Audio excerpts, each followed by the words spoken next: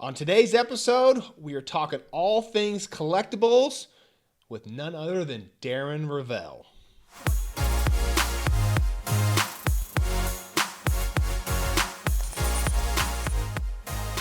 All right, hey everybody, welcome back to another episode of the Power Sports Memorabilia Show. I am your host, Matt Powers. Thank you again for joining me.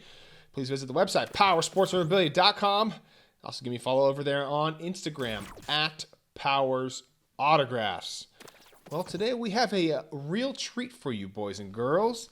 None other than Darren Rovell from the Action Network. Of course, you know him from ESPN, and if you follow him on Twitter, you know all about Darren.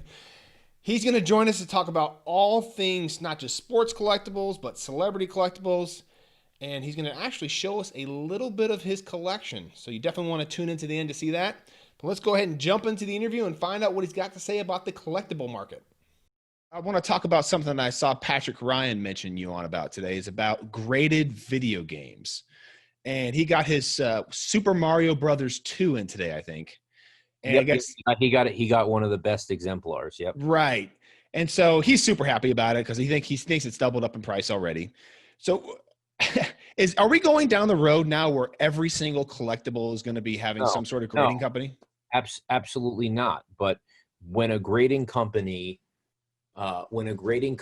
just absolutely nails everything, and understands what can make it go on fire, then that's what you have with video games. So I think sealed things from the 80s, sealed things from the 70s with the wrapping still on it. I'm a big sealed guy. I like that. I like original wrapping. Now, the problem is you need grading companies that then are good enough to say this is original seal, because there's going to be sealing fraud. Right. And so this company, WADA, out of Denver, understands every video game company at every moment in time what the seal looked like, because seals are 10 to 25x. Sealed video games are 10 to 25x of a non-sealed, what they call CIB, which is complete in box. Mm-hmm. So I learned about these things. And there's a couple things that it hits. First of all, it hits nostalgia perfectly. It hits the fact that they understand they are good graders, right? I had a game that was sealed. They said it was fake sealed. They told me why, and I got destroyed, and then I returned it on eBay. But I've collected all my video games. There was one thing that I wanted to do. I wanted to have the best NBA Jam in the world, and I got it. But it's not only about the grading. It's also about making the video game a piece of art. So, it's beautiful. I mean, they have a piece of plexiglass or whatever it is in between the game. They have this spacing is beautiful. The grading is really nice. The number is really nice. I mean, it's really well done. And so they've understood to make this a piece of art and it sits on your desk perfectly. And so I think they are coming around. I don't want to be, and Patrick certainly isn't one of those guys, a pusher. If you like it, you like it. If you don't, I don't really care that much if it goes up tremendously in value. I will tell you that sports video games have been undervalued by this market, which started as geeks. Like, if they talked about the Tyson, they'd be like, oh, did you get the 3-bullet Tyson with the non-rev and the Japan special? Like, I don't give a shit. Just make sure it's sealed and it's a 9.0. Mm-hmm. So I love it for that. I mean, I think anyone who's 35 to 47, I think that this is one of these things that fits there. And I love natural scarcity. And, when you think about the fact that there have been, 15 sealed NBA Jam non-tournament editions, so the regular NBA Jam, that have ever seen the light of day. 15. Wow.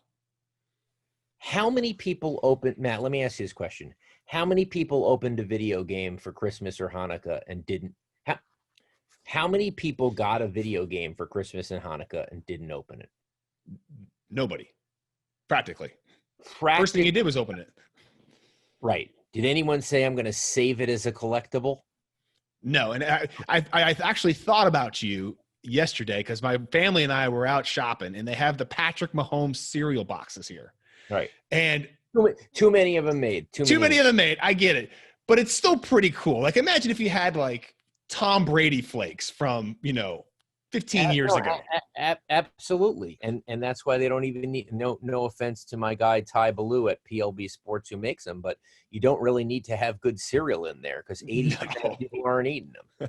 It's actually not bad, the Mahomes flakes. They're kind of like Frosted Flakes, but without like a whole tablespoon of sugar on them. So they're not as sugary. There's actually redeeming value to that. Right. Yeah. So listen. So I love the video games. Again, I just needed to get all my games at one time. I got Contra, Zelda, Mike Tyson's Punch Out, Pro Wrestling, NBA Jam, and I don't know. Like there's Duck Hunt. There's a couple of them. So I love that. I love natural scarcity, and that's what I kind of go after. So of those games that you've collected, which one was your favorite to actually play? NBA Jam, and I'm still playing NBA Jam. In fact, I got the console. Costco actually did a deal with a Chinese company and One Up Arcade, and so for $400 at Costco, you could get the arcade. And I even thought about that when investing in the best NBA Jam. I said, wow, this is going to be played again. So I played my son in NBA Jam tonight. And who won? He did. like legit won, or you kind of let him win? Legit won. Wow. He's 6. It's not as bad as you on the court, though, I would imagine, No. So I want to get your thoughts on grading, for example. Grading is so subjective with all these companies, PSA, Beckett, it doesn't matter who it is. Are we close, do you think, or something coming down the pipeline where we can all do this software based to where we can actually scan a card and get an actual accurate grade for that card as opposed to being just so subjective? I'm told that they believe that there won't be non-human grading, and so the interesting thing is, like, you would think it would be easy enough to set up software whereby I could say that for 1981 tops, this is what centering is, right? Like the first thing people say is like, well, centered in this year by this manufacturer is not centered. Okay. So enter it in, like, and you'd think there's got to be something, but it doesn't seem like it's going to be that way. I know there's going to be a competitor who will try that in the next year. Right. There has to be. Right. When people say to me in the beginning of all this post-COVID, like, oh my God, I'm really going to send $45,000 worth of cards. I'm like, 45,000? Are you kidding me? That's nothing. People are sending $550,000, Right. Like, well, I can't send. I'm like, do you have any connections where I can walk it in? I'm like, no, I don't. I find it funny that people, I get this question all the time. I have 2 or 3 cards that I want to send in, how do I know that, I'm going to get these back from PSA? And I'm just they actually have a really good, despite the fact that the weights are still unacceptable and you would think that they would have figured out how to make more money, they do have a very good reputation of getting your cards back, being the cards that you sent, and being in the condition that you sent it in. They do have a very good reputation. Stellar. No, absolutely. Now, as far as like trimmed cards or not, I'm not going to talk about that, but right. What you send is what you get back. That is definitely, for the most part, very true.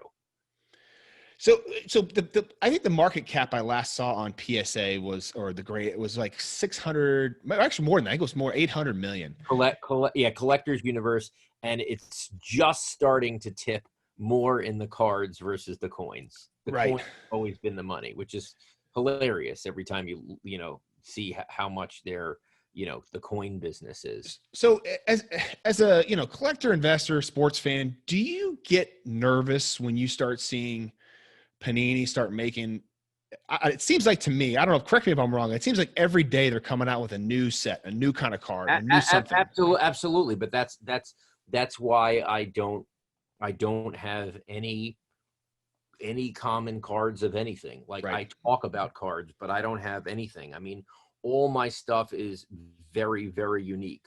It's why I have a check collection, because they're all one of one pieces. And not only do I have a check collection, I have a collection of checks that each have stories. It's not just Babe Ruth, a beautiful Babe Ruth signature, which is what every other check people find. When I sought a Babe Ruth signature on a check, it had to be one of three things. He had to be paying for a prostitute, he had to be eating too much, or drinking too much.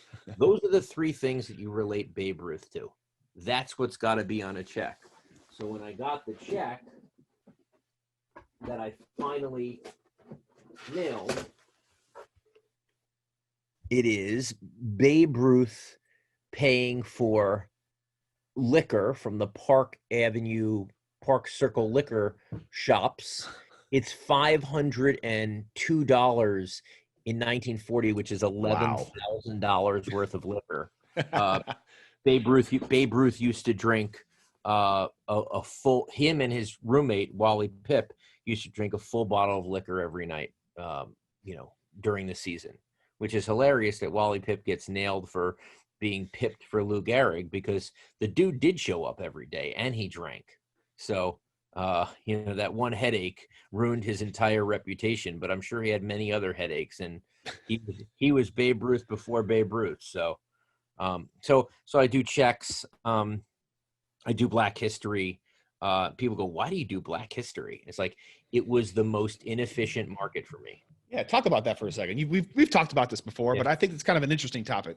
If you could show me your $2,000 Luka Doncic, Panini Prism card that you paid $2,115 for, I'll show you my Martin Luther King signature that I paid $2,115 for, signed in 1963, 60 days after the I Have a Dream speech, a 10/10 signature. It's undervalued. And there is a point where I had always believed that there is a point where it will be valued, right? If you talk about athletes and celebrities and historian people that have not signed nearly as much as you mentioned Babe Ruth, but Mickey Mantle signed a lot too. I think MLK is definitely in one of those realms of people that should be collected more. Yeah, MLK signed a bunch, but what he signed is not really quality pieces. And the pens he signed were always what was on hand, which was typically not a ballpoint pen or a fountain pen. Normally, it was just the typical. He probably has a record for the amount of signatures where the ink just is it's a shame how bad the ink is. Interesting. I did not know that. Is that something you just came about through your research of trying to find an actual legitimate one for your collection? Then this is my one right here. Yeah, it's on a United ticket folder because the guy was sitting next to him on the plane. Tell that story real quickly here about how you had to get it verified through his daughter, correct? Yeah, I got it verified through the daughter of this man, Walter Kramer. He actually wrote where he was going on the ticket before he met Mr. King.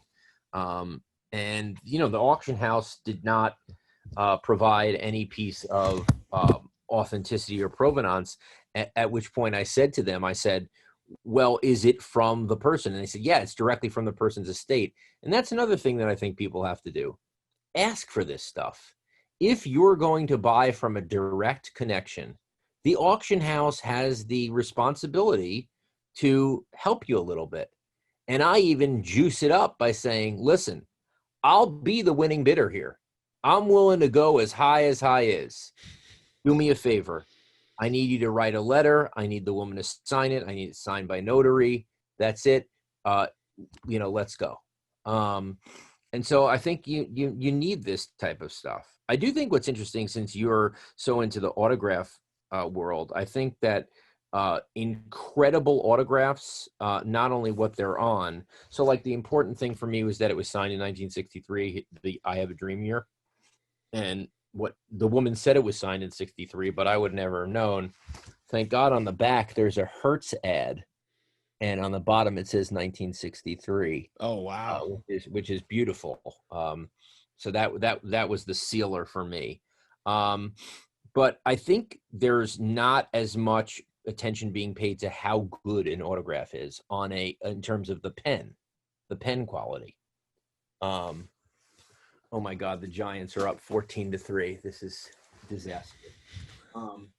So like the Jackie Robinson that I have is, just so breathtaking. And I saw it on eBay and I bought it in it must have been up for 10 minutes. Yeah. Yeah. I bought it, buy it now. I didn't negotiate. I was like, forget about this. So I think for someone who's in the autograph industry, I think people should pay more attention to the quality of how good the autograph is, and also what it's on. What is it on? I love government postcards. That's what this Jackie Robinson is on. It just says, "Dear Susanna, I received your letter and I enjoyed knowing of the hobby you have, and I certainly hope you win the trophy. My very best wishes to you, sincerely, Jackie Robinson." And Beckett gave it a 10. And it's to a girl, Susanna Rose Lovett of LaRue, Ohio. The important thing, and I'll also back this up, is that it was stamped from Chicago, August 29th at 8:30 p.m. And at 1952, so he was an active player. And I did confirm that they played the Chicago Cubs on that day in Chicago. So just going the extra mile. I just love doing that. I love the research. One thing that came up last week that I wanted to get your thoughts on was they came out with some WNBA basketball cards here, the Prism cards. Yeah, Patrick nailed that one. I actually think that just like there was value certainly for a Liberty courtside seat with Sabrina, like with her Ionescu. I think for the big cards, there is some value there. What is the future for the WNBA though? It just seems like we're always kind of waiting for it to kind of make that turn and become like, the organization that everybody wants to see it be. But, I see Fanatics has been doing some signings with some of the ladies as well. Do you think we're going to start seeing more cards coming out here and maybe see some momentum picked up as far as the collectibles in that area? You're talking to the guy who edited the first year of the WNBA's game programs. So I was an intern with PSP Sports Marketing Media in the summer of 1997, and I, as a 19-year-old kid, was editing the game programs, and I thought there would be no chance that 30 years 20 years later we'd be talking about the WNBA. In fact, I thought when David Stern said that the league is no longer supporting it, that the individual owners have to support it, and there might be different owners who are not NBA owners buying the WNBA teams, I thought that was their way to slip out, right? Because I thought that the NBA was basically going to be like, it's not our responsibility now. And that's the best way to slip out. You don't say we're canceling it. You say, well, it didn't work out for the individuals. I don't know. I think there's 4 or 5 players who are worth collecting, and that probably the way to get them is going to be to buy those boxes. One thing too, I want to talk about your jacket that you have on there. You've got this Nuggets jacket on. And so, we know that you're an older male here wearing a Denver Nuggets jacket, and you don't live in Colorado. Nope. Why do you think these jackets are so cool? I hear you talk about these jackets all the time. Why do you think these things are so cool? I'm 42 years old. Listen, I'm just, I'm bringing it.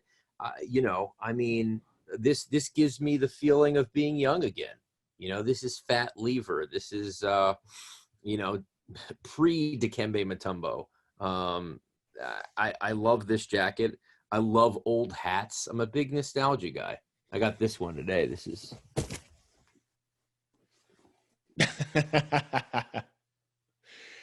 So it's an 80s hat that says the Bash Brothers, Right. and I actually had pins from 1990, 89 that I put on here. So no, I love hats. I love, you know. By the way, you'd love to see the 2 boxes that I have that I just acquired. Again, to be eccentric, to be different. Okay, we got a 1977 box of Saturday Night Fever featuring John Travolta, and we have with the bubble gum. Yeah. And we have a 1978 box of Christopher Reeve Superman, which, you know, I mean, it's and each pack says 15 cents on it. Wow. I just love to get.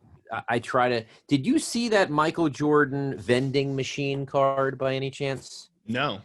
There's a vending machine Michael Jordan sticker that I remember from 1985, 86. You could get it out of a vending machine. You pulled it out.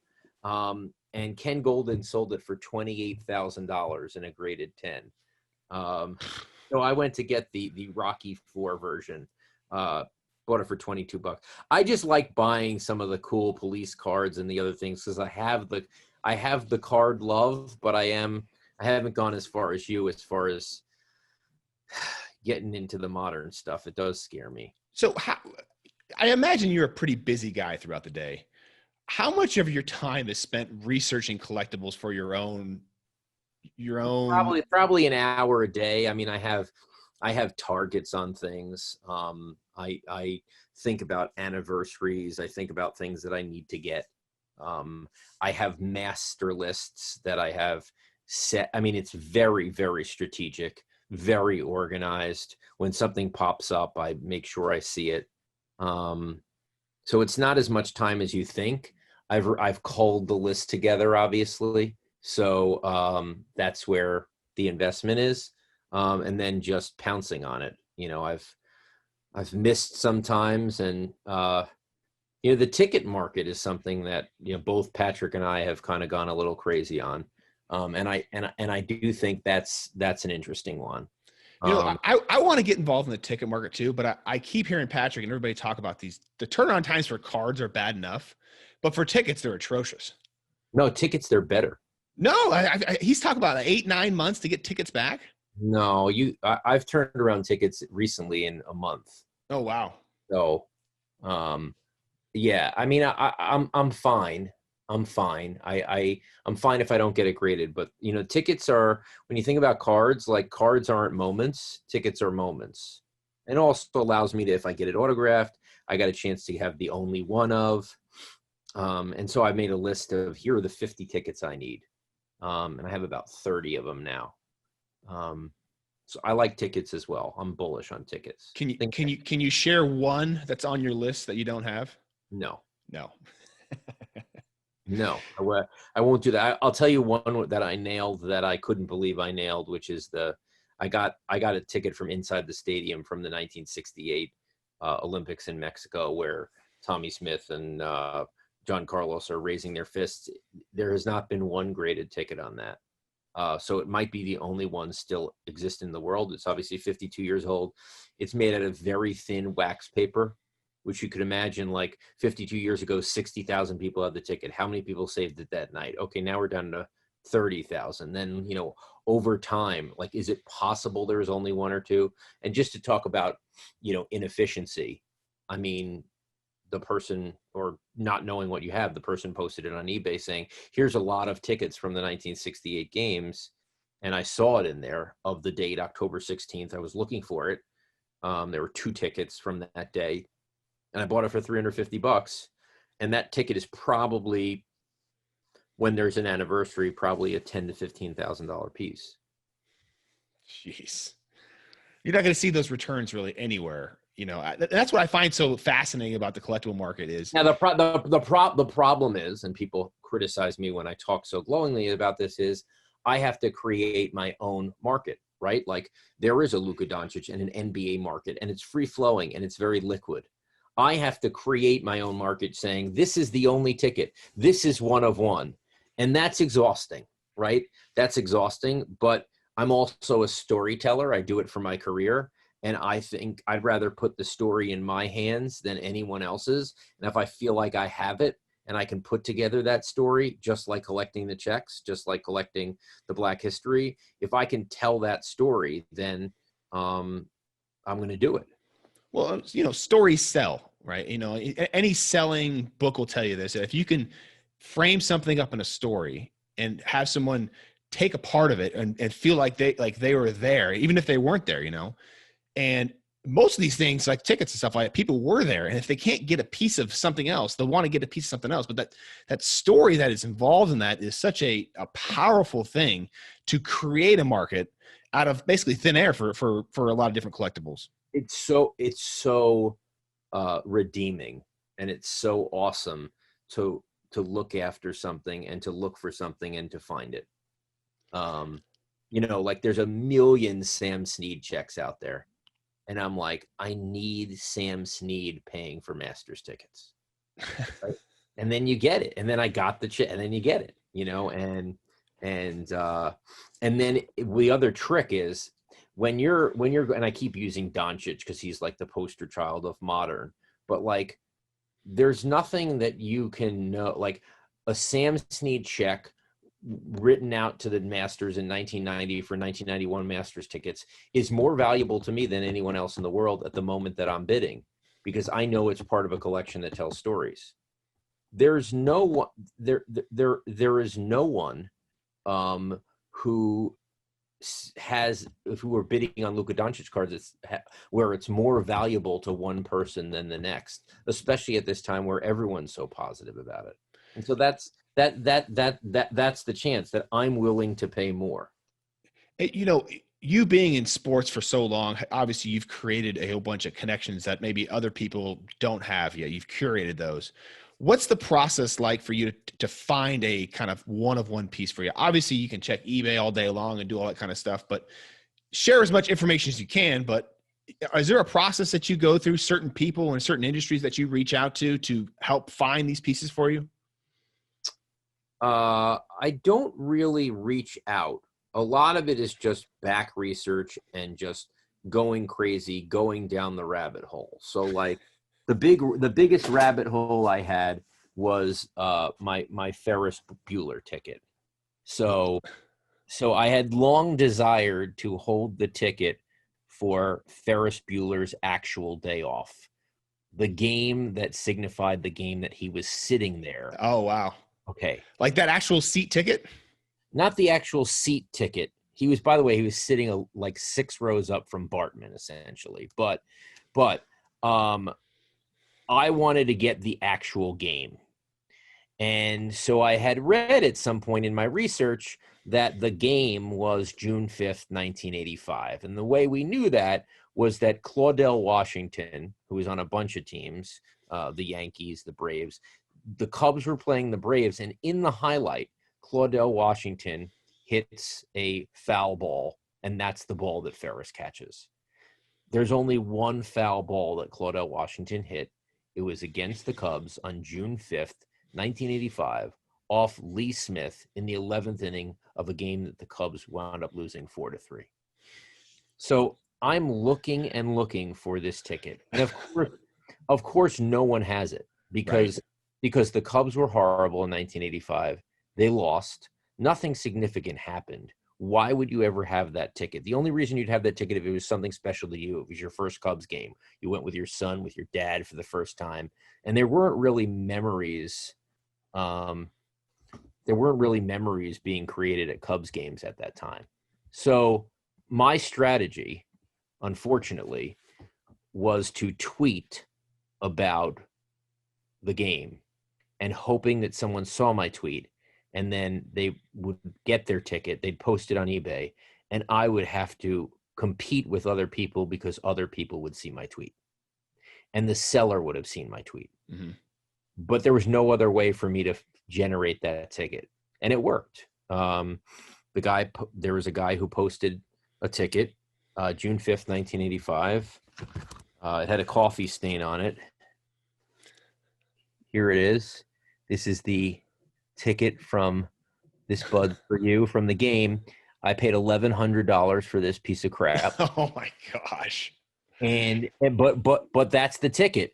And then I found out that they filmed on September 24th, 1985, which people knew Matthew Broderick was in the stand, so people did keep that one. Uh-huh. I got a full of that. And then the guy who had the June 5th ticket came back to me and said, "Hey," 2 months later, he goes, "Hey, I got something for you." I said, "What is it?" He goes, "Well, I had another ticket, and I got the ticket signed by Lee Smith, who threw the pitch that generated the foul ball, Oh, nice. and I got him to write Save Ferris." Now, as an autograph guy, come on, man. That's cool. That's ridiculous. But then, and then you get, then you have to, and then I just go down the complete rabbit hole. I get a original photo from Paramount Pictures of them sitting in the stands. I get a Broderick PSA signature.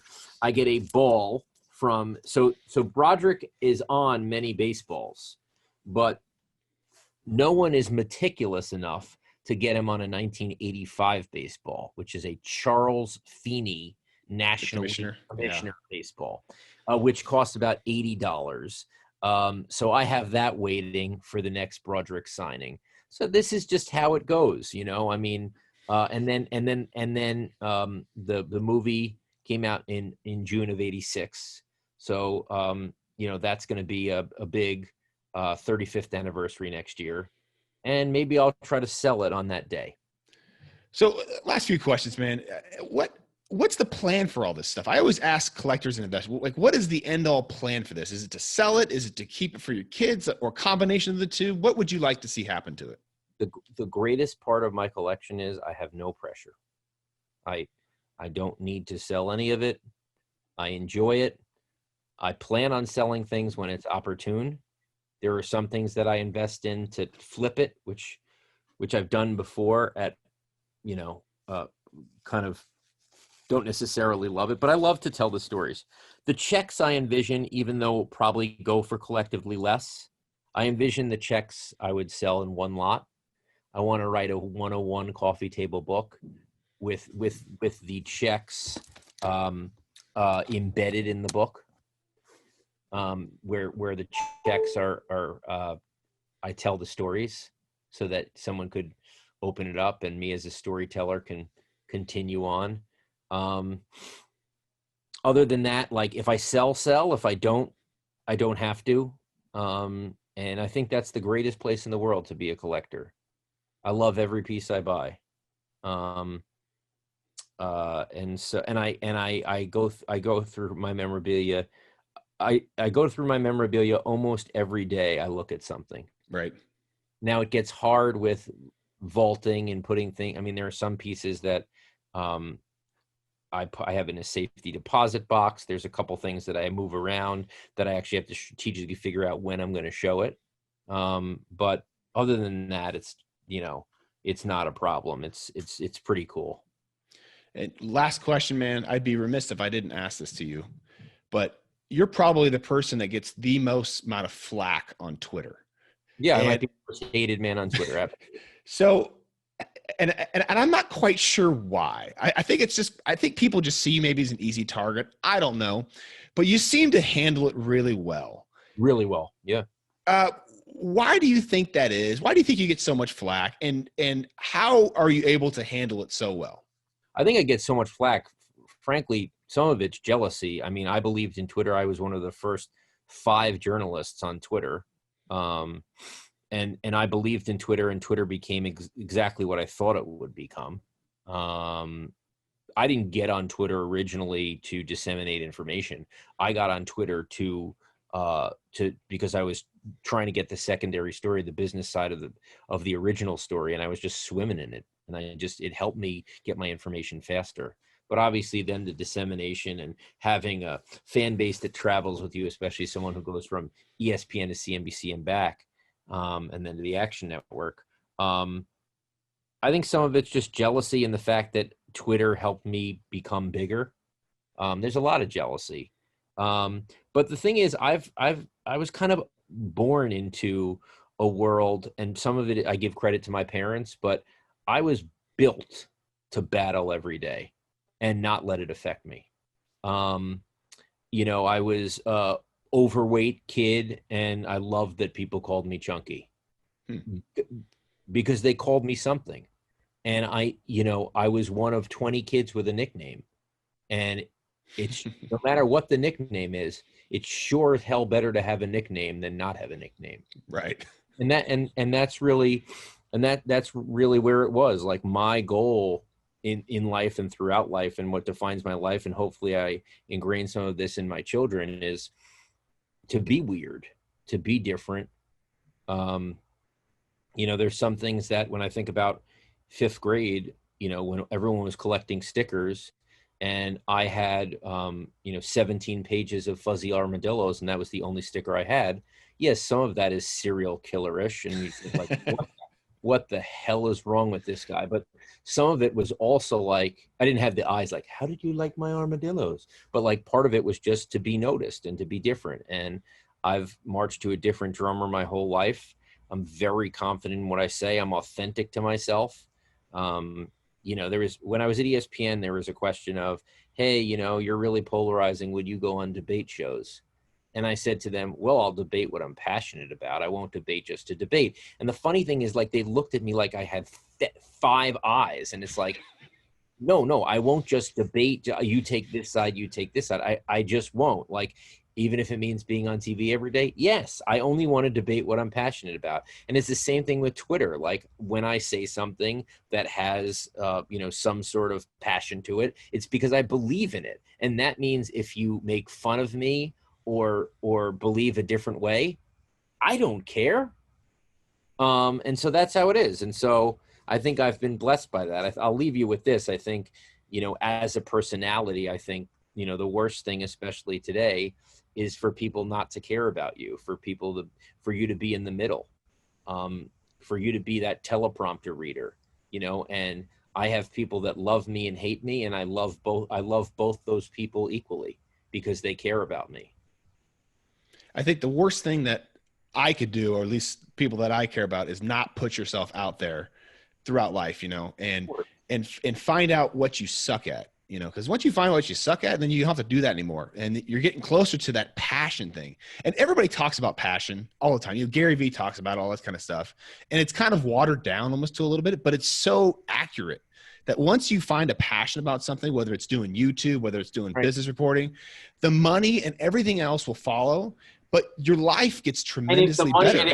And if the money doesn't follow, it's okay too. It doesn't matter because your life, your day-to-day life is so much better than when you had that job that was paying you more, but you had to work 9 to 5 and you missed your kid's soccer game. I'll never forget. I had a girlfriend in high school, and her father came home every day miserable. He was making a ton of money as a lawyer. Sit on the couch, lay down, miserable, hated life, and it was like, you know what? You got to get that thing right. And for me, I knew I sucked at sports, but I love sports way too much. And that gave me an advantage because I knew before every kid in my middle school that I was not going to be a pro athlete. And that was my advantage. That was my advantage. I got started earlier. I had a magazine that I handed out at lunchtime that I sold for $1 in 8th grade because I was not going to play for the Yankees or the Mets. I knew it. But then also the part of it is like I love sports so much. I continued playing those sports even as I was sucking, which is the thing my wife cannot understand. She does not understand how I went to the most competitive sleepaway camp from a sports standpoint when I was horrible at sports. And to me, it's again that thing in my head, like, I don't care. I'm in the game. The game's inside my own head. Like, if I miss a shot, if I get the ball, like, all I'm happy about is I'm in the game. It doesn't matter, And when hopefully a long time when my life's dwindling down, I'd like to say that I was consistent about what I believed in, what I did, and that everything that happened in between my 2 ears, I was always okay with, because it's what I wanted to do, and no one else mattered. None of the noise mattered. Keeping up with the Joneses is a hard life. I think that is one of the things that I'm so grateful for. And I think you can talk about this with the business too, is finding passion in sports for us guys, I think, is so lightning in a bottle, I think, and everybody's got their own different path. You've done, your business reporting. I've done sports memorabilia. Patrick's done tickets, I mean, there's just so many different avenues that people can go into. They don't have to play sports, Yeah. I mean, I know I just wanted to be connected to it. And, the moments where, 2006 when Kobe Bryant asked for my phone number, some of these moments where it's just like, what, you know, it's pretty crazy. I think the last 10 years because of Twitter have been a little bit more exhausting, but it's amazing to think for me what the business of sports has become. And hopefully I'd like to think that I've been a part of making people think about the business of sports because of what I've put in their head in a pop-up video type of way when they're watching a game. Well, you've got a computer in that head for business and sports stats for sure, Darren. Awesome. Well, hey, thanks for having me. I really appreciate it. Darren, I appreciate your time, man. All right, well, thank you again, guys, for joining me. I sure hope you appreciated that interview with Darren. And Darren, thanks again for coming on. I definitely always appreciate that. You guys can give him a follow over there on Twitter and also Instagram at Darren Rovell. He is one of the must follows on social media. And also give me a follow over there on Instagram as well at Powers Autographs. And also check out the website, powersportsmemorabilia.com. And if you like this video, you like this sort of content, please feel free to like and share and subscribe. I definitely always appreciate it. See you guys on the next episode.